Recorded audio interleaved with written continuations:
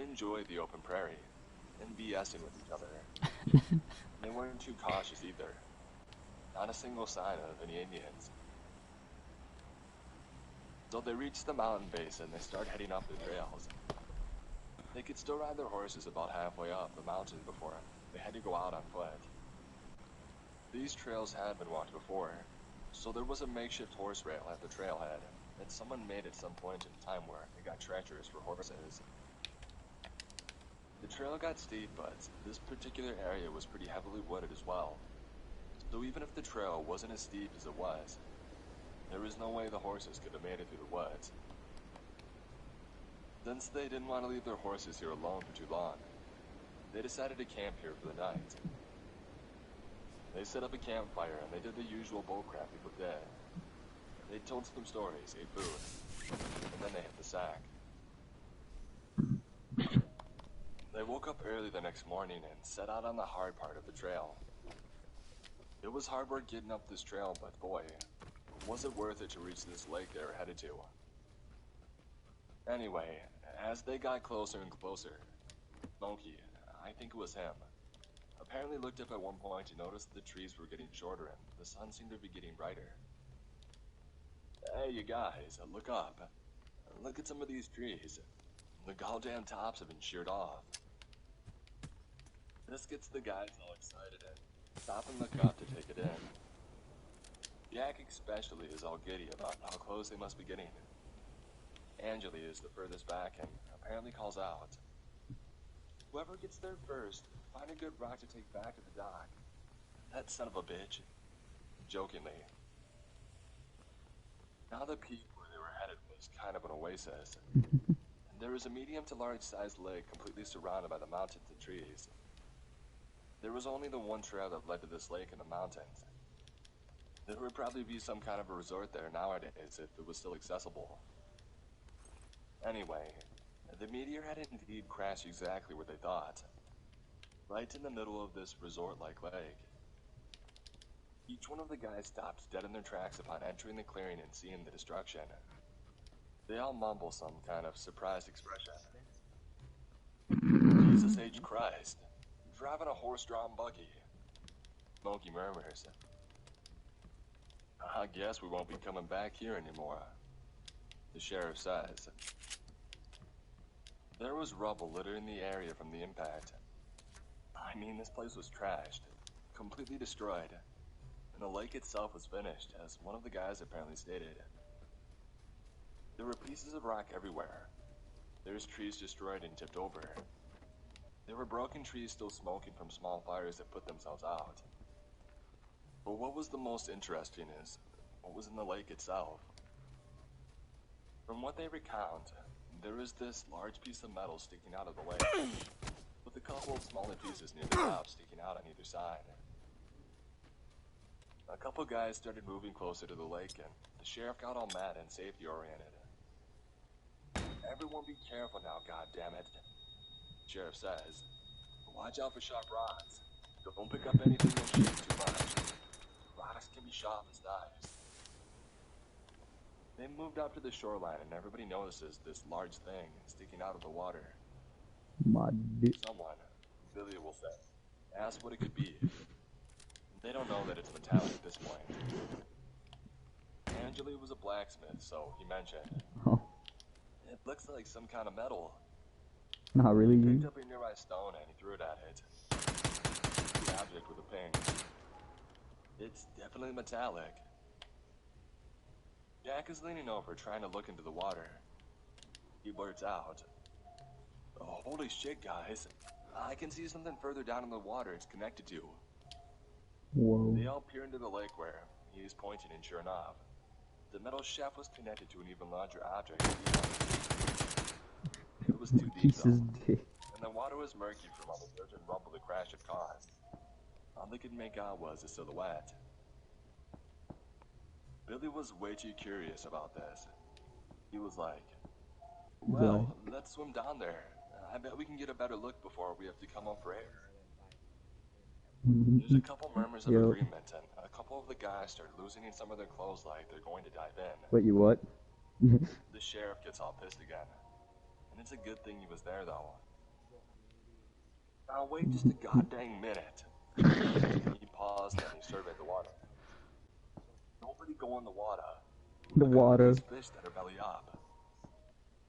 Nobody had noticed with all the excitement of the destruction and the mysterious metal shaft. There was dead fish floating in the water. A lot of them. Mostly concentrated near the shaft. Jack is surprised. What in the hell? While everybody is focused on the fish, he notices that the water is messed up too. Look at the water. It's like something's in it. The water. They all looked a little closer, and sure enough, the water looked weird. There was like a discoloration to it. In all the excitement, they hadn't noticed it even though they were just looking in the water trying to see what was down there. Now with the advent of technology, the description of water has changed a little bit. I think the easiest way for me to describe how it looked is if you think about water and oil mixing. You kind of get the rainbow hue, only this wasn't as strong. They're all kind of farting around on the shore when Billy sees a turtle in the sand a few feet away, crawling around near the shoreline. Look at the turtle, it's alive. He bent down to pick it up. It was a smaller turtle, about the size of a softball. Don't touch it, the sheriff says gruffly. Too late though. Billy picks it up and finds it has a coating of whatever was in the water. Smokey gets all pissed off this time. God damn it now! Look, you got that shit all over your hands. Billy was holding the turtle in his left hand while he used his right to make fists and run his fingers over the thin substance. Apparently, it had a silvery hue to it out of the water. He describes the feeling to the other guys, saying that it feels slippery. It doesn't burn or hurt at all. Angela doesn't like this either. Can we not get me demonetized, please? Don't touch your goddamn mouth. In fact, just put the turtle down and wipe your hands. Doc says don't touch your eyes or mouth if you get that shit on your hands until you wash it off. Has anybody got any blasted soap? Monkey says he does, but didn't have time to get it out of the bag. Billy yells out suddenly, probably scaring the ever-loving crap out of everybody. Ow! This son of a gun turtle just bit me. Turtle had bitten the part of his hand between his thumb and index finger. Ah. The soft webbing that some people call it. That stuff hurts. Turned it annoyed. Angeli says, I don't know why you picked it up. There's snappers in these parts, you know. Smokey disagrees. That ain't no snapper. It's way too small. Snapper. By this point, Billy had thrown the turtle down in the sand. Gosh, it drew blood. Says, showing his hand to everybody. Now, personally, I was always skeptical of the turtle bite part since turtles don't have teeth. But apparently, if a normal river turtle bites hard enough, its beak could be capable of drawing blood. They're all looking at the hand, and Jack mentions what a pissed-off little turtle it must have been. The sheriff is the only one looking at the turtle laying in the sand. That turtle looks like crap, he says gruffly. Look at him. Everybody gathers around where the turtle is. It was on its back, writhing around in the sand for a few seconds, before it corrected itself. It didn't look like a normal turtle anymore. Apparently the look of the turtle has changed over the years, and depending on who's telling the story. But either way, I guess its normal green and brown hues were gone. It was like a grayish color almost, an ugly looking gray. Smokey makes a conjecture about the way the turtle looks. It looks like it's dead. Billy gets all upset. Well, it's obviously not. He holds up his hand again. He wasn't bleeding so bad to speak, but there was enough to see that the turtle had got him good. Angela gets all bent up and out of shape about cleaning the wound again, saying, we have got to get that stuff washed off quick. Get water from a canteen and get that soap over here. They patched Billy up and spent the next couple hours looking around. And they gathered some rocks, looked at, and climbed destroyed trees, and tried to get a look at whatever was in the water from every possible angle, without getting too close. More turtles were popping up on the beach, and the guys were kicking them back in. Also, a few waterfowls or birds of some kind had flown over the area and made their way towards the water. But none of them had What if landed. turtles start acting up? I guess they Alright, stopped again. you asking for the straw. Flap their wings over the place and then water. But none of them had landed. I guess they stopped dead in their tracks a couple feet above the water, flapped their wings and then hovered in place and then flew off. And they somehow knew exactly that the water was bad news. Somebody makes a comment about it, and Smokey chides Billy by saying the birds are smarter than he was, since they knew that the water was garbage. Damn. Don't did him. They decide that it's time to go, so they stand around discussing their plan of action. They decide to try and get home that day and get Billy to the dock. They'll be going downhill this time, and they'll ride a lot harder home than they did on the way in. Oh man. Looks like clouds are rolling in. Hold on, boys. Hold on, I'll be right back. Sorry, I'll be right back so I can make sure there's no noise.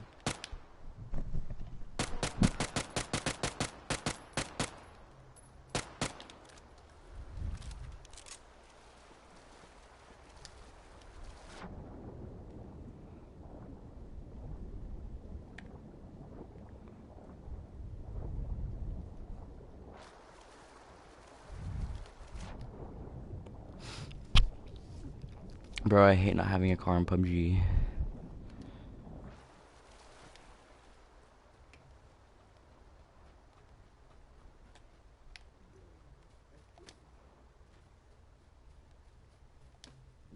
Is the story over, Cody?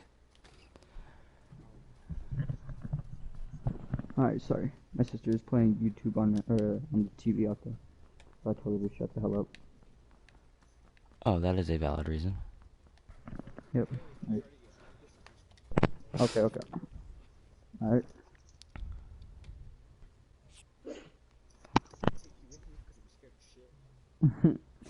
Marquise, watch out!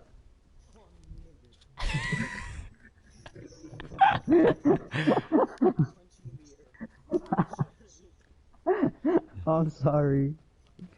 I didn't mean to.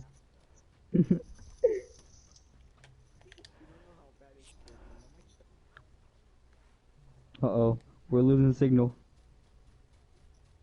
We're losing signal. No, we're like legit losing signal. They're taking you, Marquise. No, Marquise. Not like this. Well, that's the end of Marquise.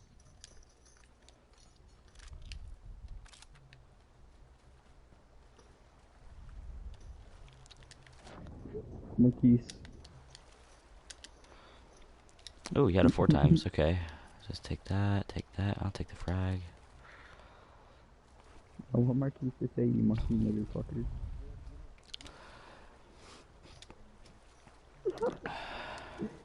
Marquise.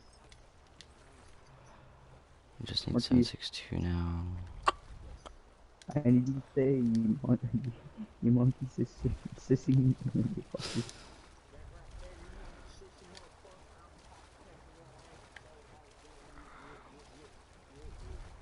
Giggity goo. Giggity giggity goo. Alright, we ready, boys? We got 30 seconds because this game sucks. Don't look like rain. Well, There won't I'll rewind birds are smarter 30. than he was, since they knew that the water was garbage. They decide that it's time to go, so they stand around discussing their plan of action. They decide to try and get home that day and get Billy to the dock. They'll be going downhill this time, and they'll ride a lot harder home than they did on the way in. The Kill it. Looks like If you get an clouds are ender rolling pearl, give it to me.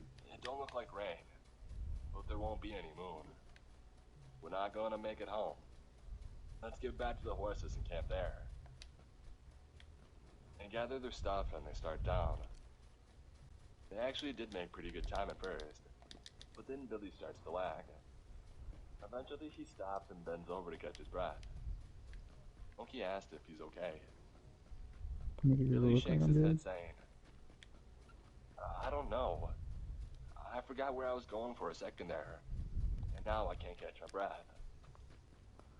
Yeah, you can probably guess where this is heading.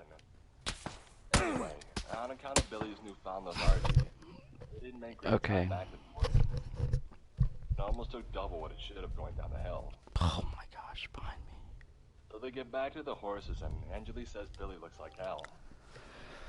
That turtle, it had to have some kind of disease, and now Billy's infected. Still thinks they should make a run for home that night. We're not gonna make it down these wooded hills in the dark, the sheriff reiterates. And if we did, we need to cross the plains home. We'd never see an Indian attack coming if we're out there. Jack and Smokey both agree, so they set up camp again and they make a fire. The night comes, and sure enough, it's pitch black without the moon. Okay. They're all kind of hanging out, sitting around the fire, and Billy just keeps putting on more clothes. It wasn't a very cold night, but even then Billy was sweating up a storm. It looked like he had pure sweat on his face, like somebody had dumped a bucket of water on him. He ain't gonna last the dang night, Angeli said, pointing his stick with a hot dog on it at Billy. I'm telling ya, we should have tried to get him home. There were mumbling and murmurs from the rest of the guys on what they should have done. At this point, Billy kind of stands up and steps away from the fire, and then lays himself on the ground. Apparently it looks like he just fell, but he had laid on his blanket down on the ground like he was going to bed, so nobody really knew what to think. Night, Smokey says without turning away from the fire. The guys stayed by the fire, but after only a few minutes, Billy starts moving on the ground. He rolls back and forth for a few seconds and then full-on starts convulsing. Jesus H. Smokey yells, throwing his sausage down. And the rest of the guys all huddled around Billy. None of them even knew what a seizure was, so they didn't know what to do. Can't remember voice. Help him, for Christ's sake, Jack yelled. Hold him down. And the sheriff hollers. He's gonna hit his head. And for your information, ever tried to hold down and prevent movement from somebody's... Didn't know what was going on. After what seemed like an hour, but it was only a couple of minutes, and Billy stopped seizing. Lets out a raspy groan which probably let all the air out of his lungs. And he stops moving. Billy! Angeli slaps his face. Jesus Christ, Smokey says. Stone cold. He was holding Billy's non-bitten hand. After a minute or two of trying to wake Billy up, the sheriff speaks up. Dead. Nobody can believe it. He didn't look good, Jack stammers. He looks like that gosh dang turtle, Angeli says gravely. I guess Billy was looking pale. Not so much gray, I guess. But over the years of telling this tale, and each generation makes their own conjectures.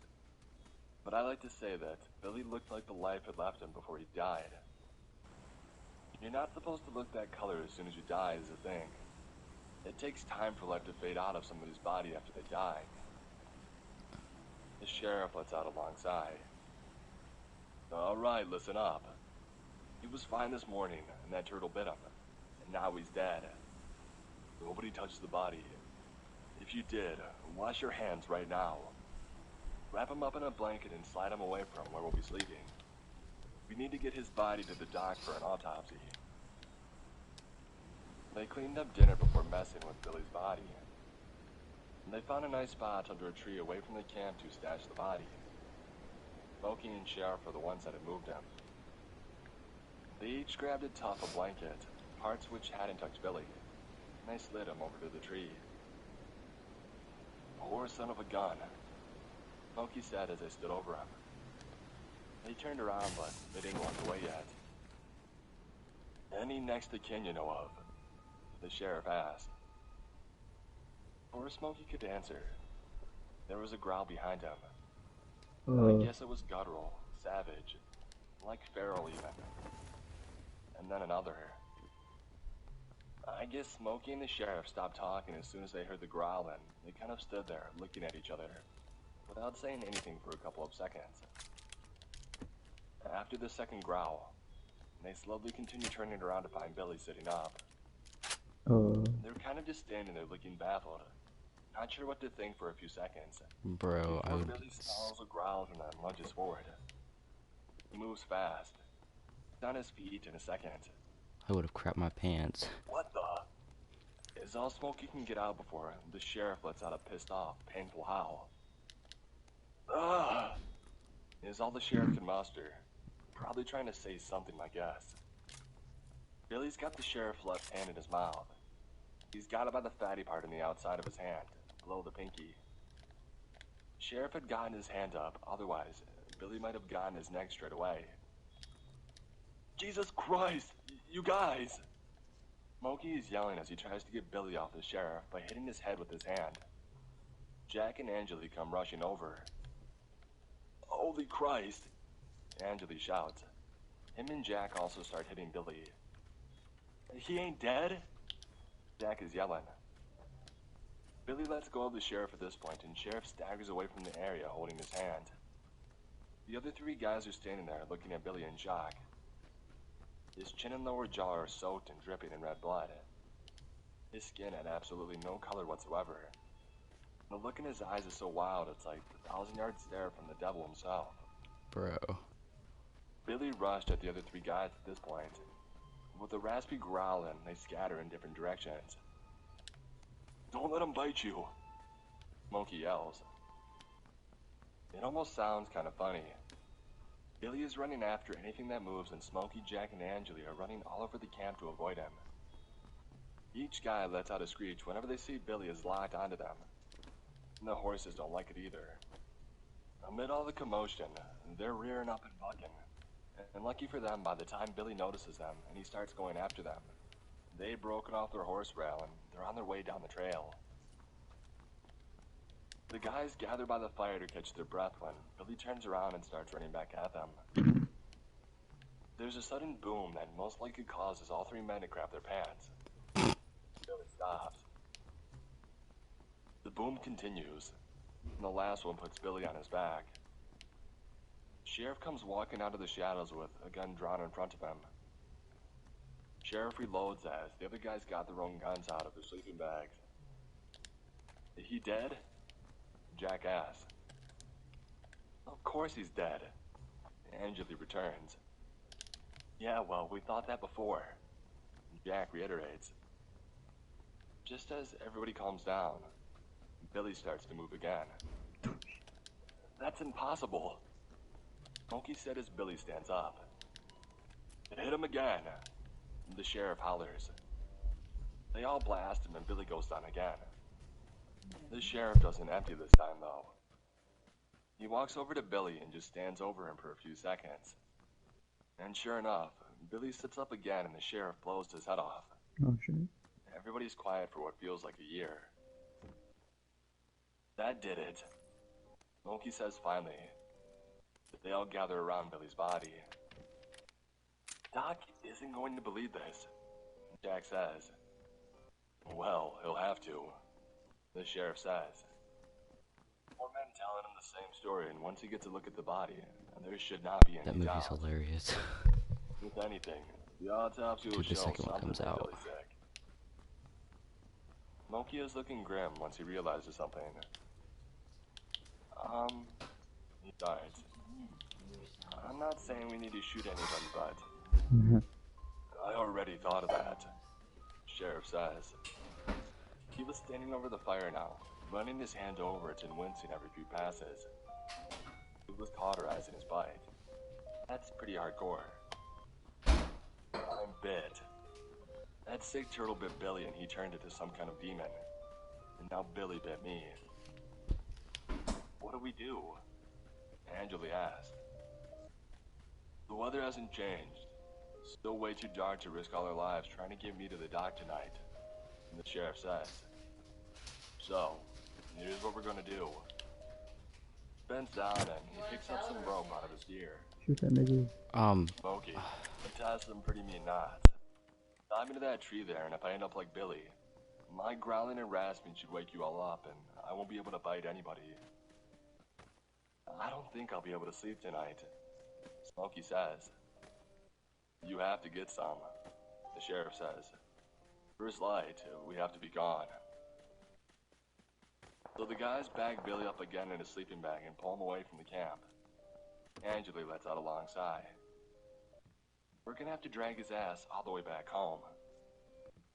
That's why we have to leave as soon as the sun starts rising, the sheriff says as he sits down next to his tree. It was a smaller tree, small enough to wrap a rope around Sheriff's torso, and around the tree trunk a couple of times and nodded off. Smokey asks if it's too tight, and Sheriff says that it's just tight enough. Things go bad. The sheriff doesn't want himself to be able to wiggle free. Everybody says their good nights and they try to fall asleep. It's hard to say if anybody actually got much sleep, but Smokey is up first. He jolts awake nervously and finds the sun is on its way up. The clouds have cleared out, so he wakes everybody else up. They all kind of panic and they look over at the sheriff, sitting there still tied up, with his head slumped down on his chest. Dead? Jack asks. Sheriff raises his head and looks at the guys. I ain't dead yet. How do you feel? Smokey asks him. My hand hurts like hell. Sheriff returns. It's been hours, Angela says. And by this time, Billy was looking like hell. Looked like you still have some color. Maybe it didn't transfer from Billy, Jack offers. The sheriff tells them they don't have time to figure it out now. That's the doc's job. So they gather the crap up and they head down to the trail, dragging Billy behind them tied up in his sleeping bag. They have a stroke of luck here, something they sorely needed. Dragging Billy downhill made it easier. But when they get down the trail, they find Sheriff's horse just hanging out a couple 100 feet out on the prairie, drinking from a small ditch. Oh shit. He whistles and it comes running and they strap Billy over. Oh, the horse dog. They head home as fast as they can. They get there in late afternoon. When they get back, they enter town down the main street and there's a couple people. Some shop owners standing out in front of the place enjoying the weather. Thanks for that amazing show. The general store owner comes running up to them and he's like, where the hell's Billy? Dead. The sheriff returns quickly. We need to get to the dock right now. By now, more people are popping out wherever they were hiding. They get up to the dock's place with a train of people in tail, all wondering what the hell is going on and not getting any answers. Was it Indians? Was it an animal? Did he shoot himself on accident? The doc hears the commotion and comes outside of it, looking at the horse. Knowing full well there's a dead body in the sleeping bag. Then he sees the sheriff's bandaged up, a bloody red hand. Died. Doc starts in on them as they put the bag up on the exam table. I told you it was a bad idea to go up there. What happened? Starts undoing the sleeping bag.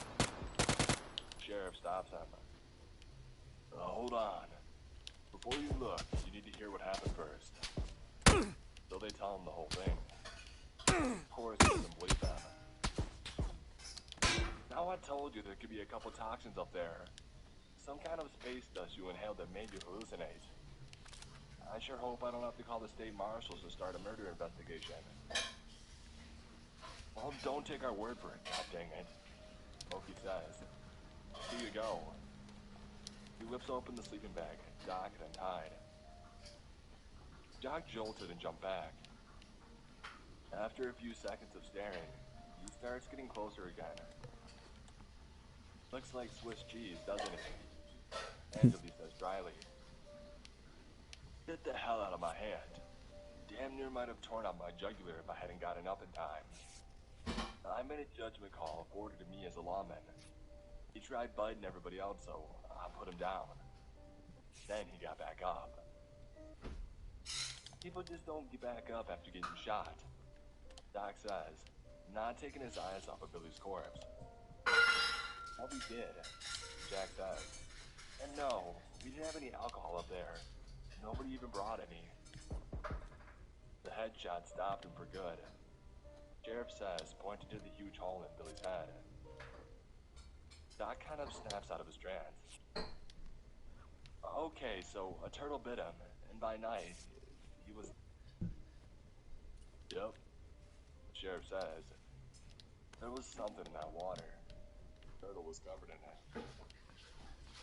I'm gonna need that turtle to find out if it was carrying some kind of injection, Doc says. Doc and Sheriff start playing the hole. Who has more authority card? Nobody's going back up there, the sheriff says. It's too dangerous. Whatever that turtle had, it's safe to say Billy did too. The Doc is staring at Billy again. It's like he's been dead for weeks. This happened overnight? Doc, it bit Sheriff too, Smokey says. He kind of says it with dread in his voice. Doc checked out his hand. That's quite a bite. Nice work on cauterizing it. I've got some antibiotics to start you on. Not sure if they'll help enough. The rest of the guys murmur quietly. Huh, I thought it looked worse yesterday.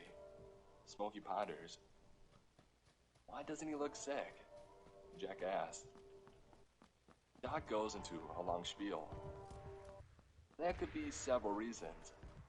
I said the antibiotic may not help, because it sounds like whatever was transferred to Billy is probably viral. A couple things can happen when it comes to any disease, bacterial or viral. 99% of people will get infected, get sick and show signs, and be contagious and fall prey to whatever the disease causes, up to death depending what it is. The other 1% could be 3 different things. First, you could straight up be immune to the disease. For whatever reason, it's not able to overcome your immune system. You won't show signs and you won't be sick, and you won't be contagious. I hope he's immune. Angeli interrupts. Doc doesn't miss a beat. The second thing is, you could be a carrier. That means you're infected, but you don't feel sick and you don't show symptoms. You are still contagious, however. How will we know if he's immune or carrying? Smokey asks. I'll have to do some blood tests. I'll probably have to run cultures, which takes time. What's the third thing that could happen? The sheriff asked. Well, we don't have to worry about that one since you would already be showing. But the last thing that can happen is the pathogen completely mutates your DNA. Once it enters your body, within hours your body can start changing physically. Muscle tissue overgrowth, skeletal growth or shrinkage, severe decrease or increase of mental function. The list of physical changes could be endless. So, until we know, I need to act like I'm the carrier, the sheriff says. That's correct. The doc returns. Don't be using the public outhouse. Only prepare your own food and keep that hand wrap tight. Doc says that he needs to go home and stay there, and run his office off his front porch. So they all leave the doc's place as he gets ready to do the autopsy on Billy. Doc only has one nurse with him, but she was more like an assistant than an actual nurse. They glove up and get their table ready. It's at this point that the shit really starts, and honestly, it was a complete freak accident. At this point, Doc instructs the nurse to remove Billy's teeth for dental records, while he examines what's left of Billy's brain. Doc has a suspicion that whatever made Billy sick specifically affected his brain, given that he apparently went insane and tried to attack everyone. Doc was also interested in the brain because that was what eventually stopped Billy for good when he was shot there. Okay, the doc starts. So, his brain appears to be covered in a foreign substance of some kind. Most of the blood is coagulated and dried, but this appears to still be moist. Telling the nurse, though, she will be able to help him write his notes. So this next part is what screws everything up. The doc is poking around the brain and he must have hit a nerve of some kind. Whatever he hits causes Billy's jaw to close hard really quick. And you remember what the nurse is doing. She's trying to pry his teeth out. Despite being dead, Billy manages to bite the nurse's finger hard. She lets out a cry and the doc gets all worried. "It didn't break skin, did it?" he asked hurriedly. They both make a huge mistake here. The nurse lies and says that it didn't break skin when it did. And the doc also doesn't ask to look at it. He can't seem to pry himself away from Billy's carcass. The nurse says that she's going to just go wash her hand really quick to be safe and sound, and the doc lets her. She comes back with a band-aid on her finger, but since the gloves they were wearing were opaque, the doc doesn't notice. The doc moves on to the torso and cuts Billy open. There is silvery stuff everywhere. It was definitely in his bloodstream. I think I might be able to isolate the sample. They wrap up what they're doing after a couple of hours and the nurse goes home, while the doc writes his notes. It's dusk by now, so everybody will be hitting the sack shortly enough. But the doc is up all night though. More on that later. That was also the last night in that town's existence. Angley, Jack, and Smokey had gone out looking for their horses after leaving docks, but they didn't have any luck. They decided to shack up in a small hut a couple miles outside of town.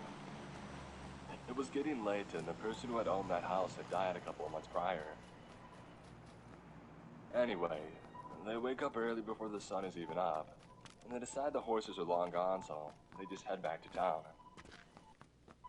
The sun is starting to come up when they reach town, and they can see before they even get there. A lot of people are already up and walking around.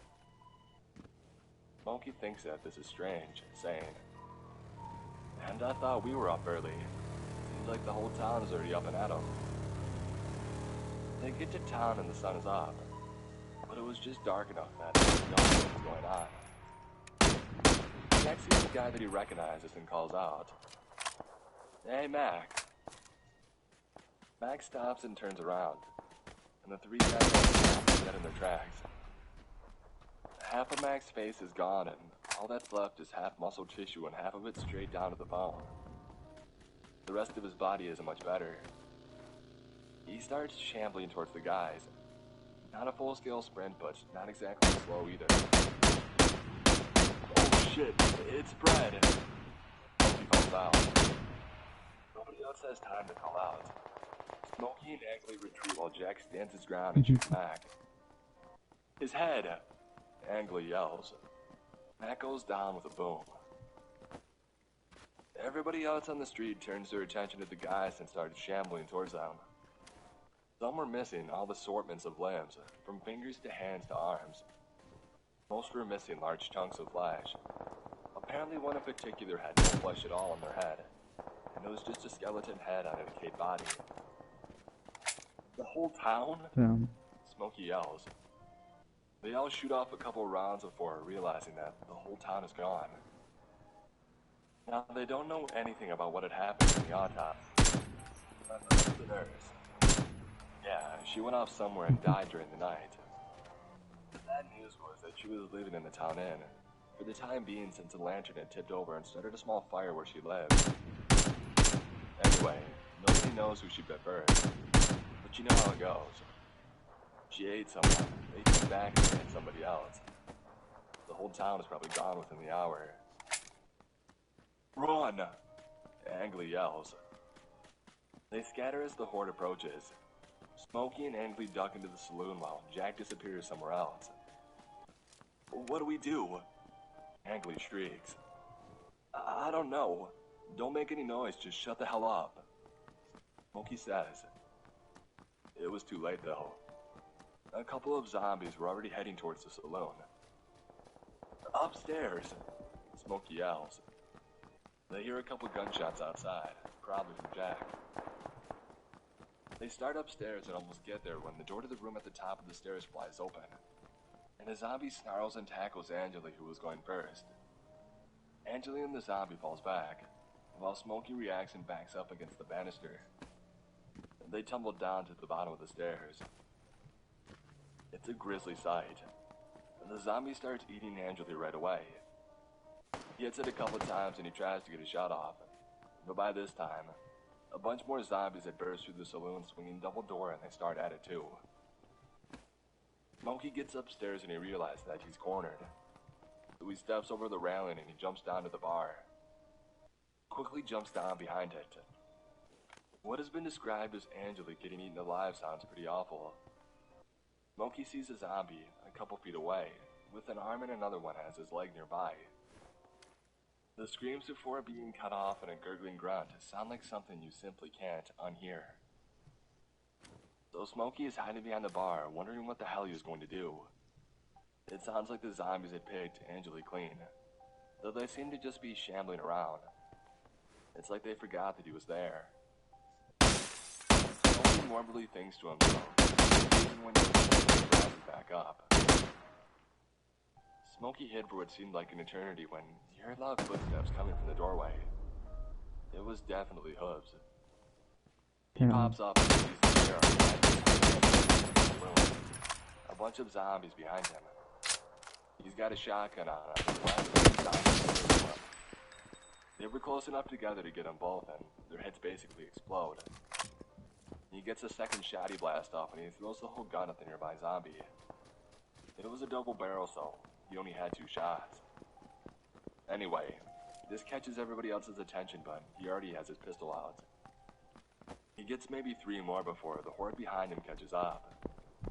His horse freaks out and bucks him off, so Sheriff crawls on the floor under some tables away from the zombies. It's kind of sad. He's able to escape because they get his horse. Out the back! Sheriff yells at Smokey, and they scurry out of the back door. What happened? Smokey yells. I don't know. I came into town to see the doc and I found everybody was like Billy. Doc's got his place locked up tight. The curtains drawn and everything. We need to find Jack. The Smokey's